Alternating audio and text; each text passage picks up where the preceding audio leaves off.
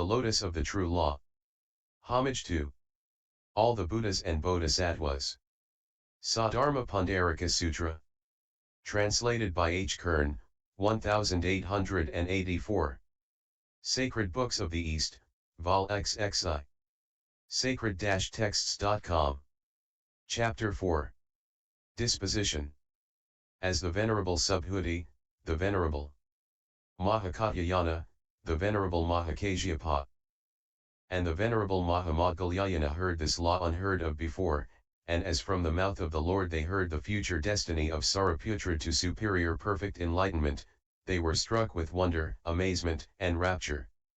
They instantly rose from their seats and went up to the place where the Lord was sitting, after throwing their cloak over one shoulder, fixing the right knee on the ground and lifting up their joined hands before the Lord, looking up to him, their bodies bent down and inclined, they addressed the Lord in this strain. Lord, we are old, aged, advanced in years, honored as seniors in this assemblage of monks. Worn out by old age, we fancy that we have attained nirvana, we make no efforts, O Lord, for supreme perfect enlightenment, our force and exertion are inadequate to it. Though the Lord preaches the law and has long continued sitting, and though we have attended to that preaching of the law, yet, O Lord, as we have so long been sitting and so long attended the Lord's service, our greater and minor members, as well as the joints and articulations, begin to ache. Hence, O Lord, we are unable, in spite of the Lord's preaching, to realize the fact that all is vanity, or void, purposeless, or causeless, or unconditioned and unfixed. We have conceived no longing after the Buddha laws, the divisions of the Buddha fields, the sports or display of magical phenomena of the Bodhisattvas or Tathagatas. For by having fled out of the triple world, O Lord, we imagined having attained nirvana, and we are decrepit from old age.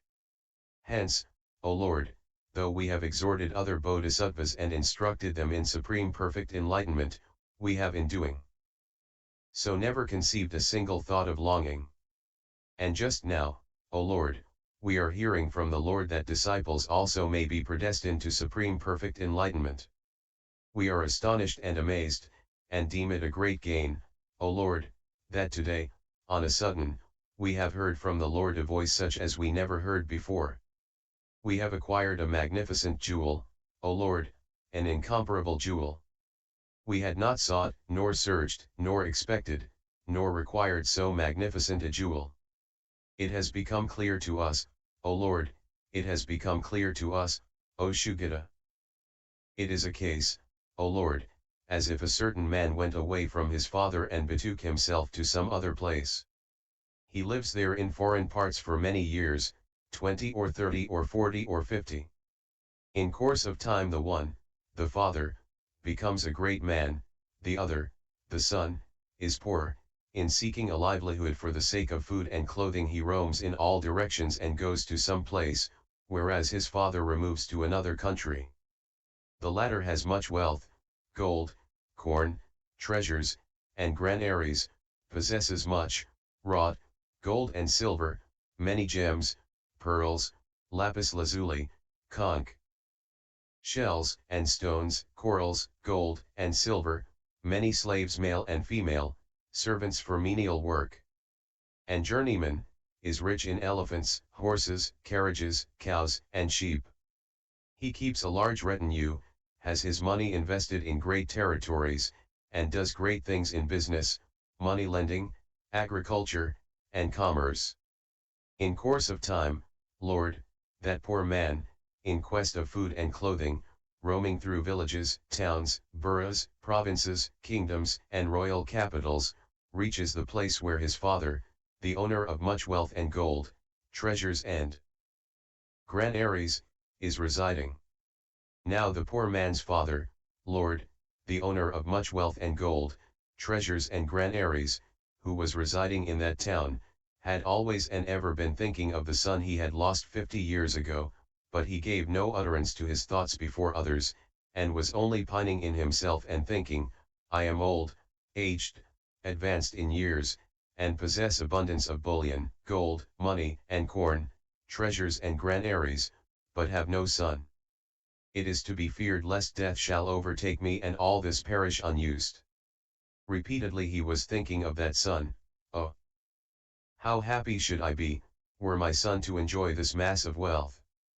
Meanwhile, Lord, the poor man in search of food and clothing was gradually approaching the house of the rich man, the owner of abundant bullion, gold, money, and corn, treasures and granaries. And the father of the poor man happened to sit at the door of his house, surrounded and waited upon by a great crowd of Brahmans, Kshatriyas, Vaishyas, and Sudras. He was sitting on a magnificent throne with a footstool decorated with gold and silver, while dealing with hundred thousands of kotas of gold pieces, and fanned with a chowri, on a spot under an extended awning inlaid with pearls and flowers and adorned with hanging garlands of jewels, sitting, in short, in great pomp. The poor man, Lord, saw his own father in such pomp sitting at the door of the house, surrounded with a great crowd of people and doing a householder's business. The poor man frightened, terrified, alarmed, seized with a feeling of horripilation all over the body, and agitated in mind, reflects thus, unexpectedly have I here fallen in with a king or grandee. People like me have nothing to do here, let me go, in the street of the poor I am likely to find food and clothing without much difficulty. Let me no longer tarry at this place, lest I be taken to do forced labor or incur some other injury. Thereupon, Lord, the poor man quickly departs, runs off, does not tarry from fear of a series of supposed dangers. But the rich man, sitting on the throne at the door of his mansion, has recognized his son at first sight, in consequence whereof he is content, in high spirits, charmed, delighted, filled with joy and cheerfulness. He thinks, wonderful. He who is to enjoy this plenty of bullion, gold, money, and corn, treasures and granaries, has been found. He of whom I have been thinking again and again, is here now that I am old, aged, advanced in years. At the same time, moment, and instant, Lord, he dispatches couriers, to whom he says, Go, sirs, and quickly fetch me that man. The fellows thereon all run forth in full speed and overtake the poor man, who, frightened, terrified, alarmed, seized with a feeling of horripilation all over his body, agitated in mind, utters a lamentable cry of distress, screams, and exclaims, I have given you no offense. But the fellows drag the poor man, however lamenting, violently with them. He, frightened, terrified, alarmed, seized with a feeling of horripilation all over his body, and agitated in mind, thinks by himself, I fear lest I shall be punished with capital punishment, I am lost. He faints away, and falls on the earth. His father, dismayed and near despondency, says to those fellows, Do not carry the man in that manner. With these words he sprinkles him with cold water without addressing him any further. For that householder knows the poor man's humble disposition and his own elevated position, yet he feels that the man is his son. The householder, Lord, skilfully conceals from every one that it is his son. He calls one of his servants and says to him, Go, sirrah, and tell that poor man, Go, sirrah, whither thou likest, thou art free. The servant obeys, approaches the poor man and tells him, Go, sirrah, whither thou likest, thou art free. The poor man is astonished and amazed at hearing these words, he leaves that spot and wanders to the street of the poor in search of food and clothing. In order to attract him, the householder practices an able device. He employs for it 2 men ill-favoured and of little splendour. Go, says he, go to the man you saw in this place, hire him in your own name for a double daily fee, and order him to do work here in my house. And if he asks, What work shall I have to do? Tell him, Help us in clearing the heap of dirt. The 2 fellows go and seek the poor man and engage him for such work as mentioned. Thereupon the 2 fellows conjointly with the poor man clear the heap of dirt in the house for the daily pay they receive from the rich man, while they take up their abode in a hovel of straw in the neighbourhood of the rich man's dwelling. And that rich man beholds through a window his own son clearing the heap of dirt, at which sight he is anew struck with wonder and astonishment. Then the householder descends from his mansion, lays off his wreath and ornaments, parts with his soft, clean, and gorgeous attire, puts on dirty raiment, takes a basket in his right hand, smears his body with dust, and goes to his son, whom he greets from afar, and thus addresses. Please, take the baskets and without delay remove the dust. By this device he manages to speak to his son, to have a talk with him and say, do, sirrah, remain here in my service, do not go again to another place, I will give thee extra pay, and whatever thou wantest thou mayst confidently ask me, be it the price of a pot, a smaller pot, a boiler, or wood, or be it the price of salt, food, or clothing. I have got an old cloak, man, if thou shouldst want it, ask me for it, I will give it. Any utensil of such sort, when thou wantest to have it, I will give thee. Be at ease, fellow, look upon me as if I were thy father, for I am older and thou art younger, and thou hast rendered me much service by clearing this heap of dirt, and as long as thou hast been in my service thou hast never shown nor art showing wickedness, crookedness, arrogance, or hypocrisy, I have discovered in thee no vice at all of such as are commonly seen in other manservants. From henceforward thou art to me like my own son. From that time, Lord, the householder, addresses the poor man by the name of son, and the latter feels in presence of the householder as a son to his father. In this manner, Lord, the householder affected with longing for his son employs him for the clearing of the heap of dirt during 20 years, at the end of which the poor man feels quite at ease in the mansion to go in and out, though he continues taking his abode in the hovel of straw. After a while, Lord, the householder falls sick, and feels that the time of his death is near at hand. He says to the poor man, come hither, man, I possess abundant bullion, gold, money, and corn, treasures and granaries.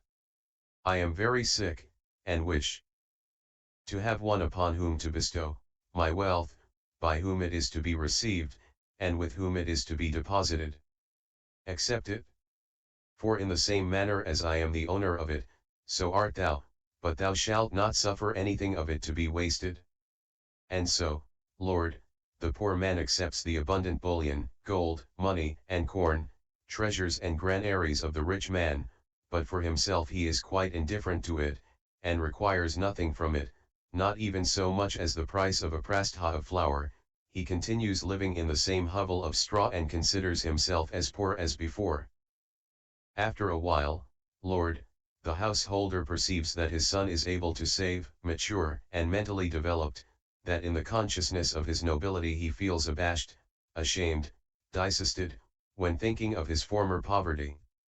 The time of his death approaching, he sends for the poor man, presents him to a gathering of his relations, and before the king or king's peer and in the presence of citizens and country people makes the following speech, Hear, gentlemen. This is my own son, by me begotten. It is now 50 years that he disappeared from such and such a town. He is called so and so, and myself am called so and so. In searching after him I have from that town come hither. He is my son, I am his father.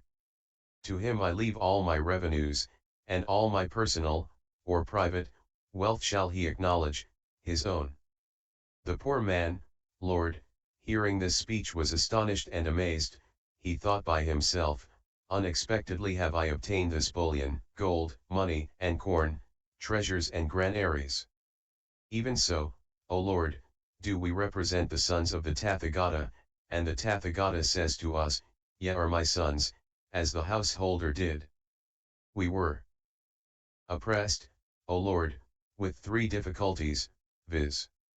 The difficulty of pain, the difficulty of conceptions, the difficulty of transition, or evolution, and in the worldly world we were disposed to what is low. Then have we been prompted by the Lord to ponder on the numerous inferior laws, or conditions, things, that are similar to a heap of dirt. Once directed to them we have been practicing, making efforts, and seeking for nothing but nirvana as our fee. We were content, O Lord, with the nirvana obtained, and thought to have gained much at the hands of the Tathagata because of our having applied ourselves to these laws, practiced, and made efforts. But the Lord takes no notice of us, does not mix with us, nor tell us that this treasure of the Tathagata's knowledge shall belong to us, though the Lord skillfully appoints us as heirs to this treasure of the knowledge of the Tathagata. And we, O Lord, are not, impatiently, longing to enjoy it, because we deem it a great gain already to receive from the Lord Nirvana as our fee. We preach to the Bodhisattvas Mahasattva's a sublime sermon about the knowledge of the Tathagata. We explain, show, demonstrate the knowledge of the Tathagata, O Lord, without longing. For the Tathagata by his skillfulness knows our disposition, whereas we ourselves do not know, nor apprehend. It is for this very reason that the Lord just now tells us that we are to him as sons, and that he reminds us of being heirs to the Tathagata.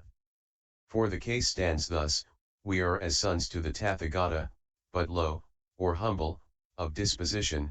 The Lord perceives the strength of our disposition and applies to us the denomination of Bodhisattvas. We are, however, charged with a double office in so far as in presence of Bodhisattvas we are called persons of low disposition and at the same time have to rouse them to Buddha enlightenment.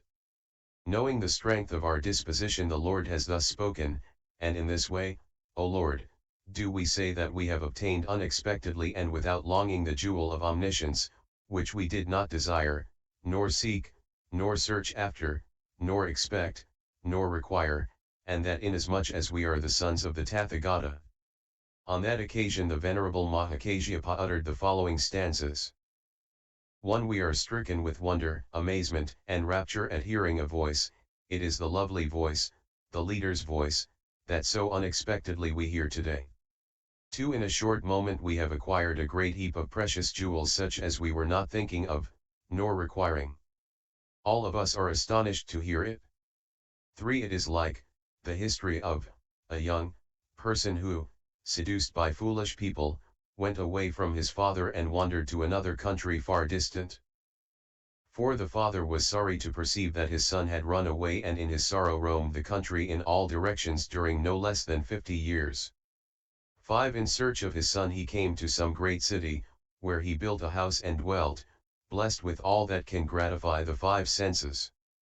6. He had plenty of bullion and gold, money and corn, conch shells, stones, and coral, elephants, horses and footboys, cows, cattle and sheep. 7. Interests, revenues, landed properties, male and female slaves and a great number of servants, was highly honored by thousands of coolies and a constant favorite of the kings. 8. The citizens bow to him with joined hands, as well as the villagers in the rural districts. Many merchants come to him, and persons charged with numerous affairs. 9. In such way the man becomes wealthy, but he gets old, aged, advanced in years, and he passes days and nights always sorrowful in mind on account of his son. 10. It is 50 years since that foolish son has run away. I have got plenty of wealth and the hour of my death draws near. 11. Meanwhile that foolish son is wandering from village to village, poor and miserable, seeking food and clothing. 12. When begging, he at one time gets something, another time he does not. He grows lean in his travels, the unwise boy, while his body is vitiated with scabs and itch. 13. In course of time he in his rovings reaches the town where his father is living, and comes to his father's mansion to beg for food and raiment. 14. And the wealthy, rich man happens to sit at the door on a throne under a canopy expanded in the sky and surrounded with many hundreds of living beings. 15. His trustees stand round him, some of them counting money and bullion, some writing bills, some lending money on interest. 16. The poor man, seeing the splendid mansion of the householder, thinks within himself, "Where am I here? This man must be a king or a grandee. 17. Let me not incur some injury and be caught to do forced labor." With these reflections he hurried away inquiring after the road to the street of the poor. 18. The rich man on the throne is glad to see his own son, and dispatches messengers with the order to fetch that poor man. 19 The messengers immediately seize the man, but he is no sooner caught than he faints away, as he thinks these are certainly executioners who have approached me. What do I want, clothing or food? 20 On seeing it, the rich, sagacious man, thinks this ignorant and stupid person is of low disposition and will have no faith in my magnificence, nor believe that I am his father. 21 Under those circumstances he orders persons of low character, crooked, one-eyed, maimed, ill-clad, and blackish one, to go and search that man who shall do menial work. 22 Enter my service and cleanse the putrid heap of dirt, replete with faces and urine. I will give thee a double salary, are the words of the message. 23 On hearing this call the poor man comes and cleanses the said spot, betakes up his abode there in a hovel near the mansion. 24 The rich man continually observes him through the windows, and thinks there is my son engaged in a low occupation, cleansing the heap of dirt. 25 Then he descends, takes a basket, puts on dirty garments, and goes near the man. He chides him, saying, Thou dost not perform thy work. 26 One will give thee double salary and twice more ointment for the feet. I will give thee food with salt, potherbs, and, besides, a cloak. 27 So he chides him at the time, but afterwards he wisely conciliates him, by saying, Thou dost thy work very well, indeed, thou art my son, surely, there is no doubt of it. 28 Little by little he makes the man enter the house, and employs him in his service for fully 20 years, in the course of which time he succeeds in inspiring him with confidence. 29 At the same time he lays up in the house gold, pearls, and crystal, draws up the sum total, and is always occupied in his mind with all that property. 30 The ignorant man, who is living outside the mansion, alone in a hovel, cherishes no other ideas but of poverty, and thinks to himself, Mine are no such possessions. 31 The rich man perceiving this of him, thinks my son has arrived at the consciousness of being noble. He calls together a gathering of his friends and relatives, and says, I will give all my property to this man. 32 In the midst of the assembly where the king, burghers, citizens, and many merchantmen were present, he speaks thus, This is my son whom I lost a long time ago. 33 It is now fully 50 years and 20 years more during which I have seen him that he disappeared from such and such a place, and that in his search I came to this place. 34 He is owner of all my property, to him I leave it all and entirely, let him do with it what he wants, I give him my whole family property. 35 And the poor man is struck with surprise, remembering his former poverty, his low disposition and as he receives those good things of his fathers and the family property, he thinks, Now am I a happy man. 36 In like manner has the leader, who knows our low disposition, or position, not declared to us, Ye shall become Buddhas, but, ye are, certainly, my disciples and sons.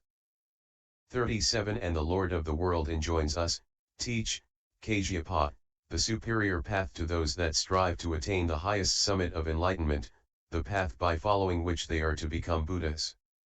38 Being thus ordered by the Sugata, we show the path to many bodhisattvas of great might, by means of myriads of colis of illustrations and proofs. 39 And by hearing us the sons of Jina realize that eminent path to attain enlightenment, and in that case receive the prediction that they are to become Buddhas in this world. 40 Such is the work we are doing strenuously, preserving this law treasure and revealing it to the sons of Jina, in the manner of that man who had deserved the confidence of that other man. 41 Yet, though we diffuse the Buddha treasure we feel ourselves to be poor, we do not require the knowledge of the Jina, and yet, at the same time, we reveal it. 42 We fancy an individual, i.e. separate nirvana, so far, no further does our knowledge reach, nor do we ever rejoice at hearing of the divisions of Buddha fields. 43 All these laws are faultless, unshaken, exempt from destruction and commencement, but there is no law in them. When we hear this, however, we cannot believe. 44 We have put aside all aspiration to superior Buddha knowledge a long time ago, never have we devoted ourselves to it. This is the last and decisive word spoken by the jina. 45 In this bodily existence, closing with nirvana, we have continually accustomed our thoughts to the void, we have been released from the evils of the triple world we were suffering from, and have accomplished the command of the jina. 46 To whom, soever, among the sons of jina who in this world are on the road to superior enlightenment we revealed, the law, and whatever law we taught, we never had any predilection for it. 47 And the master of the world, the self-born one, takes no notice of us, waiting his time, he does not explain the real connection of the things, as he is testing our disposition. 48 Able in applying devices at the right time, like that rich man, he says be constant in subduing your low disposition, and to those who are subdued he gives his wealth. 49 It is a very difficult task which the Lord of the world is performing, a task, in which he displays his skillfulness, when he tames his sons of low disposition and thereupon imparts to them his knowledge.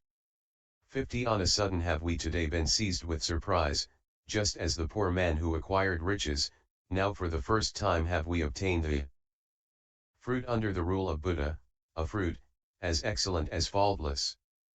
51 As we have always observed the moral precepts under the rule of the knower of the world, we now receive the fruit of that morality which we have formerly practiced.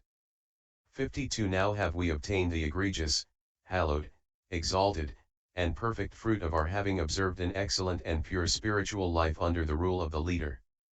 53 Now, O Lord, are we disciples, and we shall proclaim supreme enlightenment. Everywhere, reveal the word of enlightenment, by which we are formidable disciples. 54 Now have we become arhats, O Lord, and deserving of the worship of the world, including the gods, maras, and brahmas, in short, of all beings. 55 Who is there, even were he to exert himself during codas of eons, able to thwart thee, who accomplishes in this world of mortals such difficult things as those, and others even more difficult 56 It would be difficult to offer resistance with hands, feet, head, shoulder, or breast, even were one to try, during as many complete eons as there are grains of sand in the Ganges. 57 One may charitably give food, soft and solid, clothing, drink, a place for sleeping and sitting, with clean coverlets. One may build monasteries of sandalwood, and after furnishing them with double pieces of fine white muslin, present them. 58 One may be assiduous in giving medicines of various kinds to the sick, in honor of the Shugata. One may spend alms during as many eons as there are grains of sand in the Ganges. Even then one will not be able to offer resistance. 59 Of sublime nature, unequaled power, miraculous might, firm in the strength of patience is the Buddha, a great ruler is the jina, free from imperfections.